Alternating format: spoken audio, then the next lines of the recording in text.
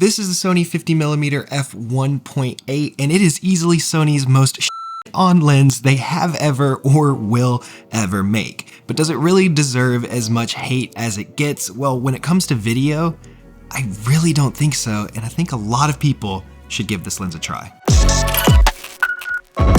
What's going on, guys? My name is Zak Kincaid, and yes, the Sony 50mm f1.8 is known for being the budget lens. It tries to live up to the name of the nifty 50 that was given to the Canon EF 50mm f1.8, but for some reason a lot of Sony shooters absolutely hate this lens. It's not sharp, it doesn't have the best contrast, it doesn't necessarily have the best color reproduction, but I think that's exactly why it makes it such a good video lens. In video, you don't want sharpness. You want a little bit, but these digital cameras nowadays are more than sharp enough.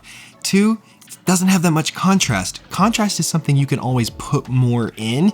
You can't really take contrast out. So if you're shooting in log profiles to begin with, you're already trying to get as little contrast as possible.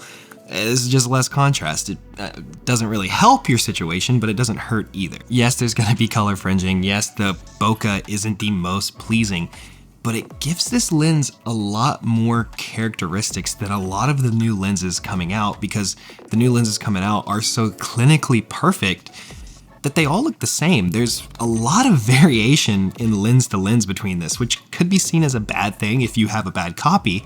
But if you got a decently good copy like I have and you update the firmware, it's actually a pretty damn good lens. This lens can be picked up used for around 150 bucks, and that is an absolute steal because of how lightweight it is, the performance that you do get, and also because it's cheap. If you're putting your camera through some harsher conditions and you break a lens or you drop a lens, you're not gonna care nearly as much as if you dropped the 50mm f1.2 G Master that costs more than your camera probably does. Now, I did a real world test a few weeks ago comparing the A7C versus the Sony ZV-E10, and this was the lens I used. But if we look at that footage, it is very pleasing. It is not the most tack sharp image by any means, but again, that's not what you want. You want an image that is smooth, especially if you're working with human subjects. A lot of these cameras tend to over sharpen the face, and especially when you're working with females, you don't want that. You don't want them to look rough. It's just not a good look. Now, let's talk about autofocus, because when this lens first came out, that was the biggest complaint people had outside of the sharpness, was that the autofocus was terrible. It's always hunting, it's loud. And my answer to that is yes and no.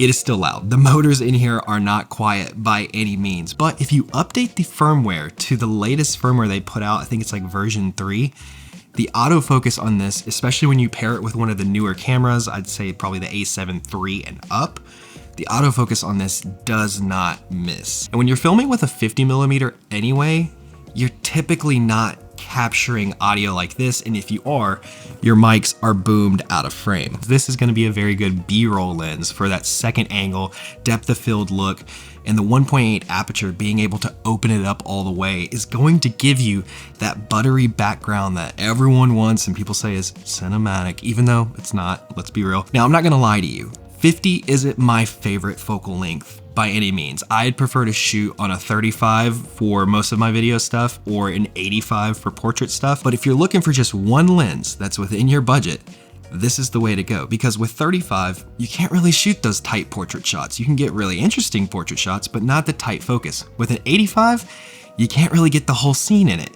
But a 50 tends to be that focal length that can do a little bit of everything. It's kind of like a jack of all trades, master of none lens. It's gonna allow you to tell a story in a different way, and that's what the whole point of this lens is. It's not to be the best, it's not to look the best, it's to be an affordable option for those who are looking for another way to tell stories outside of a wide-angle lens. You can get this one, throw it in your bag, be rough with it. You don't even have to keep a lens cap on it. I hardly ever do. I have the lens hood, but I'm gonna be honest, I never use this. I just kept it because I did. But when I'm doing video, that's gone. This is literally the lens. You put that on your gimbal and fly away with it. You need to have those tight shots, you need to have the wide shots, and you also need to have medium shots. That's how you tell a story the best. This lens can do a little bit of all of that for a fraction of the cost of most lenses. So don't overlook this lens. Don't buy into the you have to have the best gear.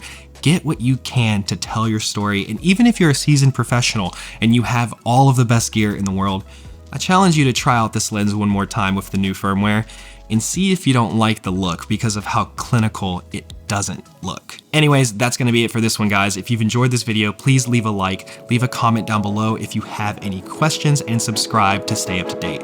Thank you guys so much for watching, and I'll see you in the next one. Take care.